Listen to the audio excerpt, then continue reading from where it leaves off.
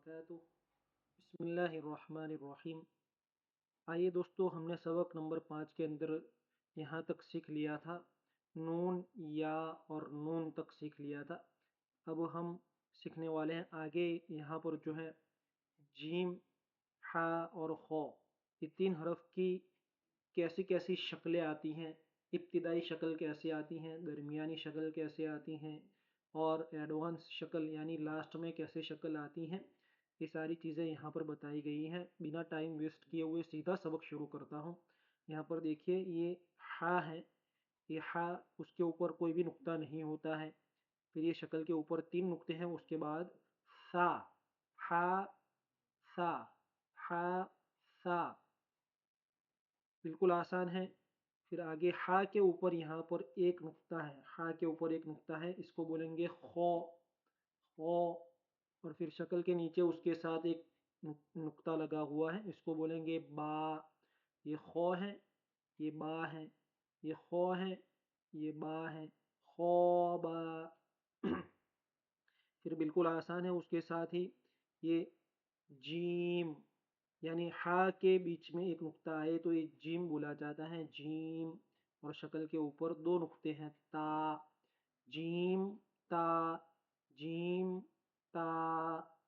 फिर आगे यहाँ पर ये ध्यान रखने वाली चीज़ है, शक्ल के ऊपर यहाँ पर ये 2 नुक्ते हैं, ये भी शक्ल है और इसको बोलेंगे ता। ये थोड़ी सी एडवांस शक्ल है। यहाँ पर बहुत सारी लोगों को ये उलझन होती है इसके समझने में, तो इसको ध्यान रखिएगा। इसको बोलेंगे ता। शक्ल के ऊपर हमेशा नुक्ते देखना है, नुक्ते कहाँ पर हैं तो समझ में आ जाएगा इंशाल्लाह। ये ता है, फिर उसके साथ ही हा है, ता, हा। फिर आगे शक्ल आसान है, 2 नुक्ते हैं शक्ल के ऊपर, ता, तो ये पहला ये हो गया ता।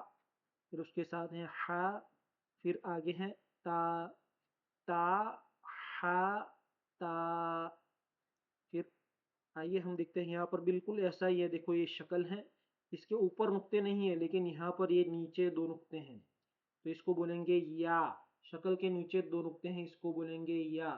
फिर आगे ये जो नुक्ता है ये जीम का है, जीम, या, जीम, या, जीम। ये या है, 2 नुक्ते हैं और उसके साथ जीम, या, जीम। फिर शक्ल के नीचे एक नुक्ता है, बिल्कुल आसान है, बा।